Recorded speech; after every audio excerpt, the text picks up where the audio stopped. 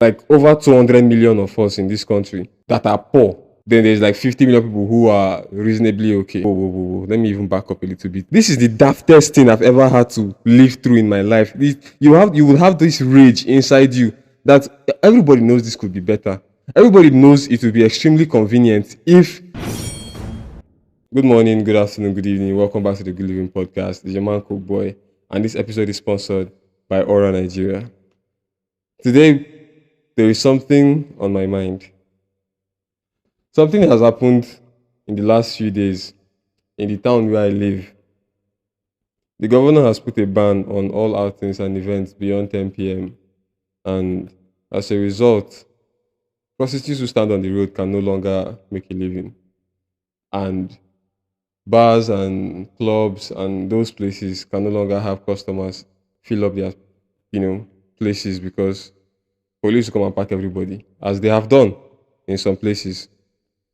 And that aside, there is also a war on cybercrime and cultism, is what they call it. But what it actually is just giving police and law enforcement the leeway to just profile young people and arrest them and pack them. And I don't know what they do with them after, but it doesn't go any short of harassment and extortion. And this is not to say that the idea behind these movements are wrong, because this governor has actually been very active in the things that he's been doing.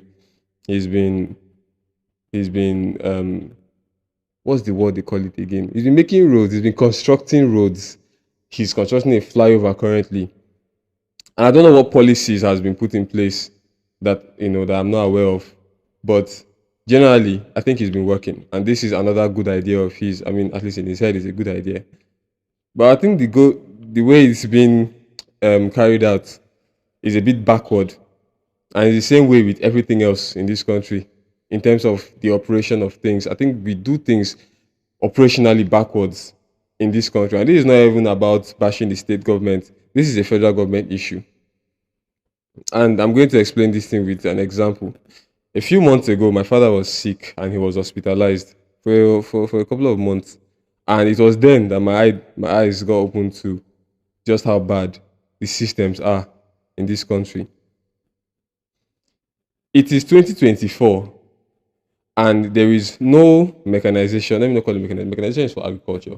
There is no modernization or technology whatsoever used to make the lives of citizens easier. There are like over 200 million of us in this country that are poor. Then there's like 50 million people who are reasonably okay.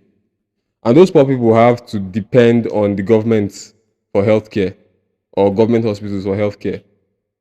And the little thing that the government can do to make life easier for these people who are already poor and starving and broke, they wouldn't do it. Sorry, let me stop beating around the bush. When it was time to do certain things like submit files and documents from one place to another, you had to do it manually. So if you go and you want to pay, whoa, let me even back up a little bit. This is the first thing I noticed that was very inconveniencing in the Federal Medical Center. If you wanted to make a payment, whatever the amount is, you had to bring cash. This is the daftest thing I've ever had to live through in my life. You will have this rage inside you that everybody knows this could be better. Everybody knows it would be extremely convenient if you could just have a POS for the government and put it in that cashier's office so somebody can use their card and pay, or at least transfer into it. The way everybody transfers to money points when they're buying fuel or doing one thing or the other. But you have to go out, look, and this hospital, as federal medical centers often are, this hospital is somewhere far away from town. It's in the outskirts. And you have to look for a POS that will give you 100 and something thousand to pay for a surgery or do stuff like that. And as long as you stay in the hospital, every single payment you make has to be in cash. Is highly inconveniencing, and this is a problem that every single patient and their loved ones in the hospital has to go through. And it can be avoided if they will just have the small sense and initiative to take electronic payments. Then that aside, there is also the issue of transferring things physically from one place to another. For example, if your doctor has signed off on something and you need to go to the lab to get it done, you will have to physically take it from the nurse that gave you to the lab They will read your file. You will explain to them again what the problem is, and then they will now do the thing, and then they will now give you back to go to this other place. In 2024, where any reasonable hospital with anybody that has sense, with any government that has money and has compassion for their people, would simply make it easy. You know, everybody that works in these places are educated. At least you should have, even if it's O level or HND or a degree, you should be able to be computer literate. Because it's not today that people started needing people to be computer literate to give them jobs. Since I was a child, people. I mean, I was around 7, 8, or 9 when I started doing computer lessons because everybody thought computer was the future when I was 8 or 9. Now it's AI. So since that time, people already knew that computer literacy was very important. And up until today, it's not really important in a government hospital, something that deals with life and death. So if you are computer literate and you only employ people who are computer literate, and you have a system in place where if our files are digitally stored, somebody can simply enter in what they are writing instead. Just enter it in the computer and send to the department that is relevant or the department that they need to send stuff to make stuff easy for everybody. And everybody's life will be, you don't, everybody's life will be made immensely easier. Everything will be much more smoother if it was done that way. And it's not only in the hospitals, in the school too. In Nigeria, every Nigerian student that did not go to a private school, one of these bougie schools, has the same experience in their school. Every Nigerian student will tell you, oh, that school, son, that school. There's a similar complaint. Everybody thinks their school is the worst. But it's all similar. It's like there's an intentional, systematic plan to oppress you from your young adult phase while you pass, if you agree to pass through uni. It's like the government had decided, you know what, we are going to torture these people in these 4 or 5 years they spend with us. Because I see no reason why when you are doing your clearance or your registration to start year 1 in any school, you will carry your file. You will print everything manually by yourself, right? It is in the system. The file is there. That fucking paper that you are holding, you can... I'm allowed to cuss on my podcast. That fucking paper you are holding was in a system that could have been downloaded as a PDF or whatever and mailed to your admin in the school. And they would have screened your stuff and mail it to mail it to your department. Your file could have been digital, every single thing. But what would they do? They will have you print every single one of them. Tell you to go to the... They will tell you to go to the bookstore and buy 3 different files and put your school receipt, you print it 3. Put it in 3 different files. This one, you print it 3, put it in 3 different files. Then go and submit this one here. Go and submit this one here. As if you are in 1980. In a country that has 250 million people that produces oil, the most populated black nation in the world. This is how embarrassing it is. This is how students have to suffer. And then in a school that is very, very large, as most of them are, you now have to walk from pillar to pole to be submitting files manually. And here's the annoying part. If they lose your file, you have to replace it. You will do your thing, and then when you come tomorrow and say, yes, I'm supposed to do something, my file is in this office, they don't find your file.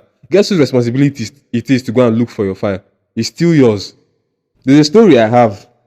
We did an assignment one time when I was in like 400 level.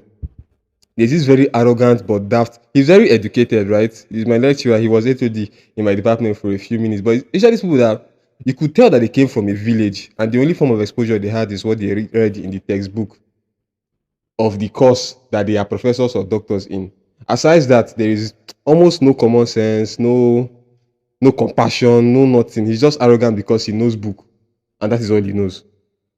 It's those kind of people. I personally do not like the man. That's why I'm being this harsh on him. So, this guy gave us an assignment. We did it. The idiot lost everything. He lost all our assignments. It was like 10 marks or 20 marks. I mean, if you're compassionate, out of 100, you could say, I lost this thing. Maybe dash you the marks. Some people might say, but that's giving students the easy way out. Well, with the torture that we are already facing, that might be a breath of fresh air. But he did not do that. What did he have us do? He had us do the entire assignment again. This was stuff that we had to print. This is in a school where there are broke students who do not even have enough pocket money to feed. Nobody is feeding you in school, so you are buying all your food. I forget, it's not even boarding school, it's uni. And then you now have them print the assignment from scratch. every single person and submit again. And he's so arrogant about it. And how is this thing even allowed? But it's the decay from the top that is trickling down to all these places. So I won't really blame the man. It's what he learned and what is what he thinks is okay. It's what has been permitted over time. So I'm going to go back to the governor that is doing the cybercrime fight.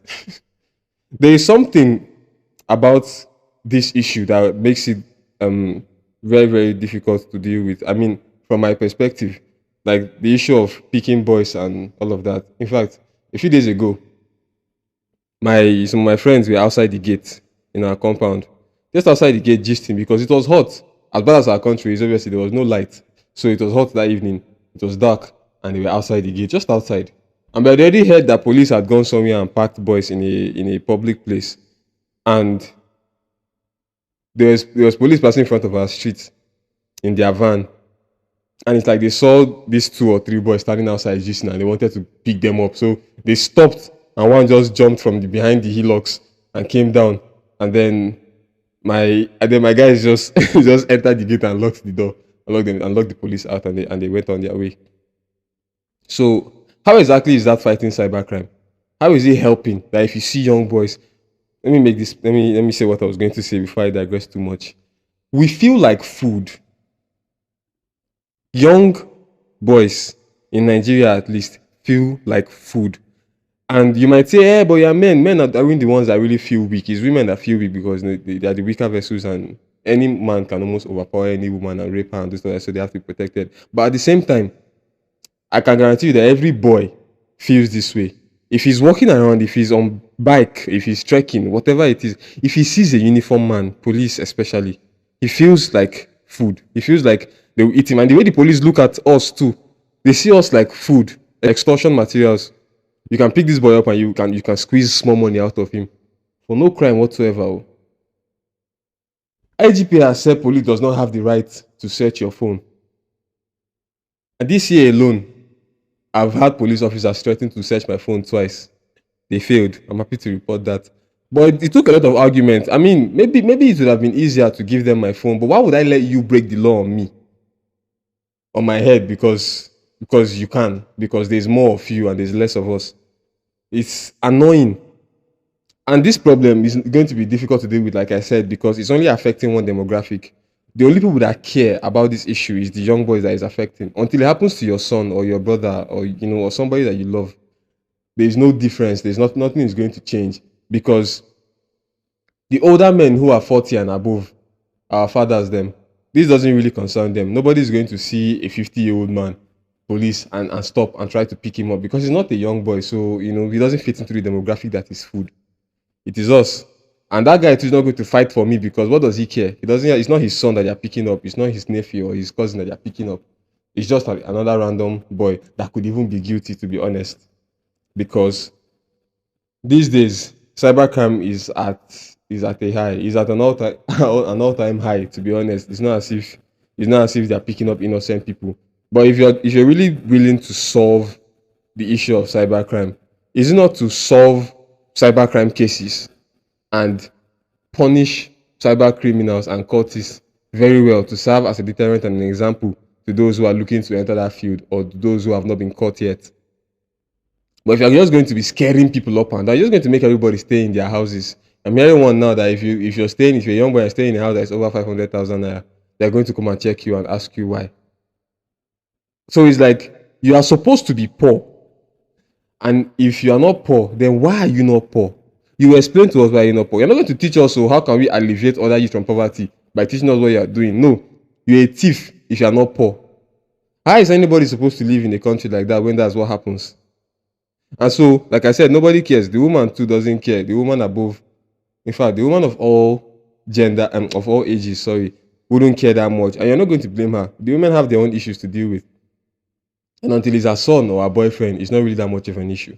There's a picture I saw where they went to a uni lodge somewhere, and it is room by room that they were searching boys. So you stay in your own house now, where you paid money to your landlord to sleep, to rest, to read your book, and to maybe commit your fraud or whatever. But honestly, jokes aside, and then they will leave law and order they are supposed to be keeping and come to your house where you're cooking food or eating or chilling with your babe or whatever and harass you, search your bag left, right, and center, slap you, before they even do anything else. And this is lives that some of us are living. This is like the reality of certain people. I can tell you're scared to go out. You're not living in North Korea, but you cannot have a hairstyle of your choice because it's like it's a uniform for criminals. Says who? See, this is how daft the government can actually be. Who is to say the criminal cannot just barb his hair and take off the appearance of a pastor and continue perpetrating the crime? How does it help cybercrime to reduce? Because everybody else can just say, okay, they're profiling us now. If you keep short dread, they will pick you up. If you're wearing shiny clothes with that beer patch on it, they will pick you up. To wear socks and easy wear, they'll pick you up. Those are the things. So they just stop doing that and now start dressing more corporate. But they're still committing the crimes that you say you don't want them to commit. But that's the thing. You have to watch the motive. The motive they say is to reduce cybercrime. The motive indeed is not to reduce cybercrime. It is just for extortion. It's because everybody is hungry.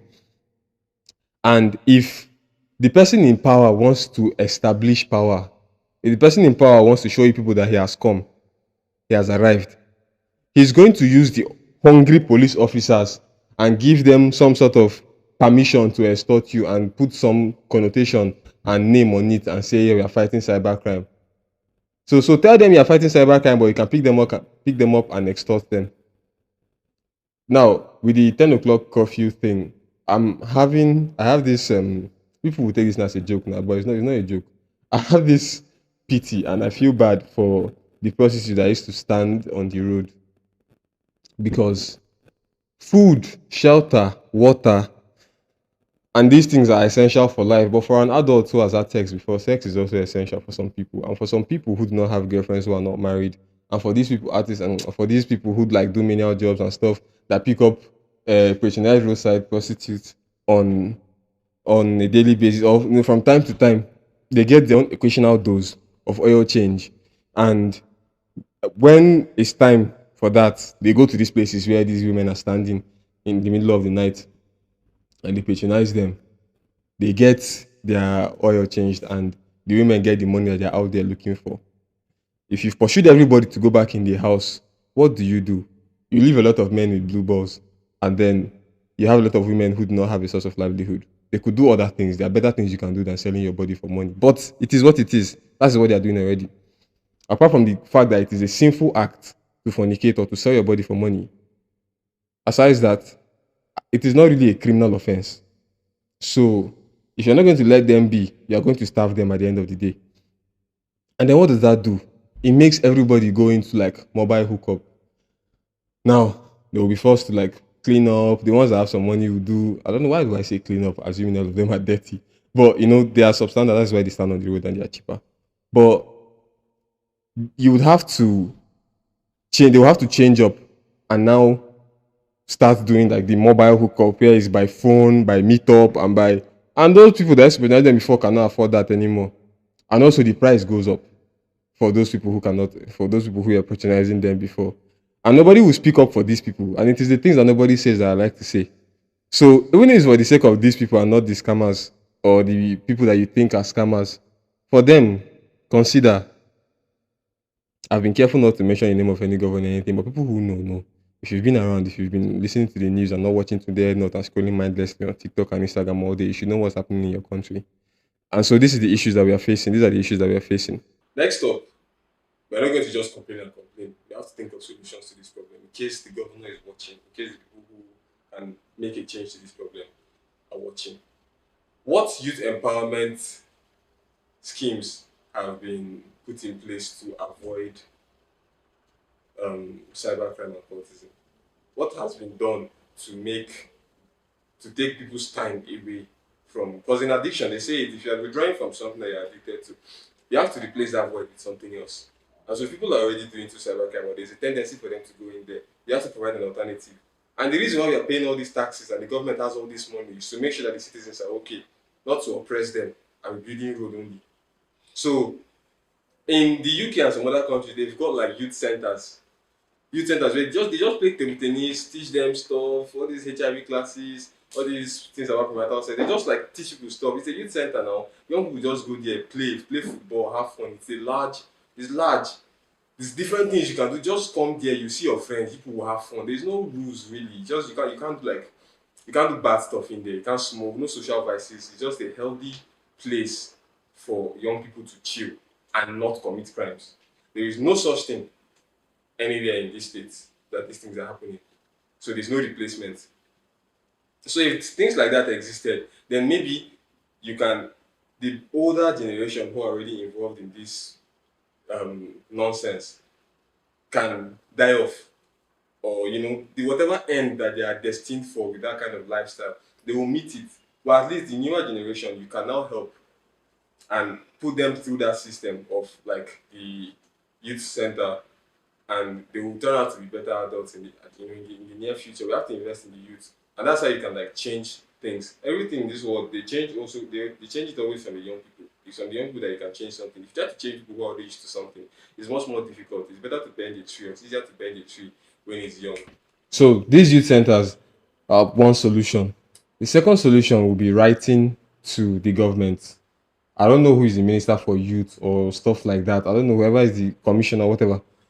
That person can look on how unfair this situation is and then write to whoever is making these decisions on behalf of the youth, on behalf of the young people.